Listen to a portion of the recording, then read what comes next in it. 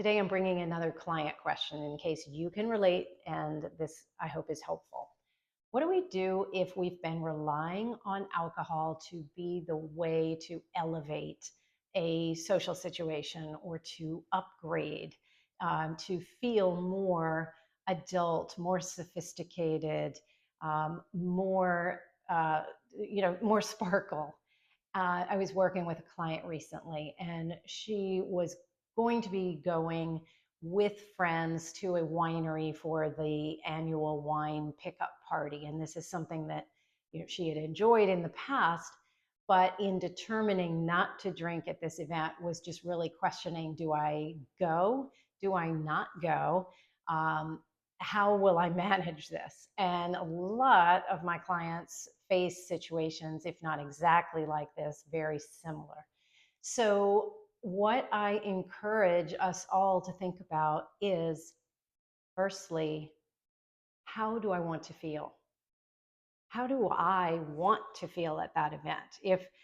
If the answer is I want to feel celebratory, that I'm doing something special, out of my norm, a little elevated, um, and a little fancier, whatever that is, then we can get the brain into a much more creative space. And if we have determined this is something we want to do without relying on outmoded coping tools like alcohol, or we just want to experiment and be playful and say, I want to see what this would be like to not rely on alcohol to be the main star, then we really can put the brain in a much more creative place. And instead of thinking, how am I going to survive this?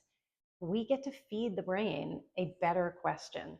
And that could sound something like, in what ways can I make this event feel special, celebratory, um, fun, playful? And that puts your brain in a creative problem solving mode, which the brain actually is really good at doing. And it's a very different question to give it. So the output's going to be really different. And you have the opportunity then to think about, do I want to wear something that makes me feel fantastic, that makes me feel special? It's not something I wear all the time.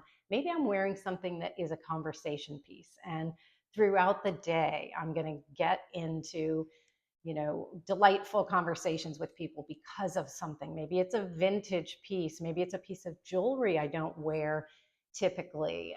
Something that generates some novelty because it is new to me. Um, it could be, I mean, it's really interesting how different types of clothing make us feel different. We adopt a different kind of mood and persona even when we put on cowboy boots or a hat. But I'm talking about even simple things, having a ring that we don't normally wear, and as I said, something that might generate conversation. I did go to an event where I had a florist make a really beautiful, very modern corsage. I mean, it didn't look like a prom kind of thing. And it was for an event that had a botanical theme.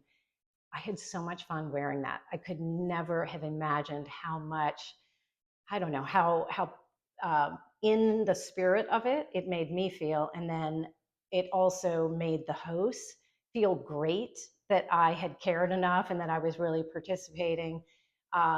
So thinking about these kinds of things that add energy and increase our sense of participation, I want to invite you to decide and determine on your terms what participation looks like. So that does not have to mean I'm tasting the very specific cuvee that they're pouring today. You get to decide what participation means. And it could be that you have initiated that long before your group gets to the event in the first place. Maybe there's a special playlist you put together, and maybe you invite input on that, and so the whole ride to where you're going, you've already generated, you've brought the energy because you've created energy with a special playlist or something like that.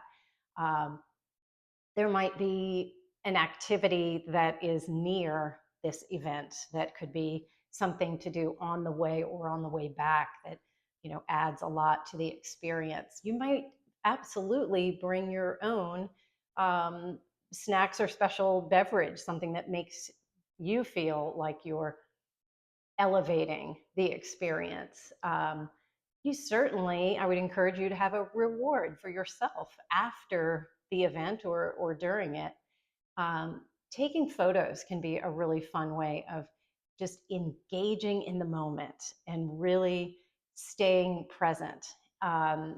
Also, being very curious, committing to kind of a radical curiosity that might involve asking people really interesting questions that you might not have thought of before when we're drinking. We're so focused on that. You might come away from the event with some awareness or new knowledge that the rest of your party completely missed. I love the example of a client that I worked with who went to a wedding, and the next day, as the group did a debrief, she was the only one in the group who had noticed that the bride and groom left the reception on a speedboat. You never know what you will be tuned into when you stay really present with your senses and just engage in the sensory experience. And it might show you how much is available to us that we've previously been missing. Um, so, all of these things, I hope this is giving you ideas of a way that you can feel like you're the one with the front row seats. You are having the elevated experience. Or I guess all of this is to say, if we had formerly relied on alcohol to be the upgrade, I'm now inviting you to think of ways that you are the upgrade. Please leave your comments and your ideas in the comments below. Thanks so much for watching.